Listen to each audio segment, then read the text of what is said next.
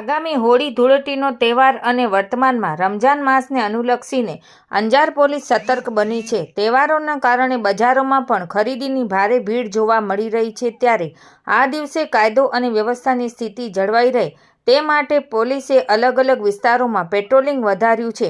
આ ઉપરાંત આજરોજ આવનાર હોળી ધૂળેટી તહેવાર અને વર્તમાનમાં રમજાન માસને અનુલક્ષીને પૂર્વ કચ્છ પોલીસ અધિક્ષક સાગર બાગમારની સૂચનાથી નાયબ પોલીસ અધિક્ષક મુકેશ ચૌધરીની આગેવાનીમાં અંજાર પોલીસ દ્વારા શહેરના અલગ અલગ વિસ્તારોમાં ફૂટ પેટ્રોલિંગ કરાયું। નાયબ પોલીસ અધિક્ષક મુકેશ ચૌધરીએ પીઆઈ AR ગોહિલ સહિત પોલીસ કર્મીઓ અને હોમગાર્ડ જવાનોને સાથે રાખી શહેરના વિવિધ વિસ્તારો સવાશેર નાકાથી લઈ 12 મીટર રોડ સહિતના વિસ્તારોમાં ફૂટ પેટ્રોલિંગ હાથ ધર્યું હતું। રિપોર્ટ ભારતી માખીજાણી, અંજાર।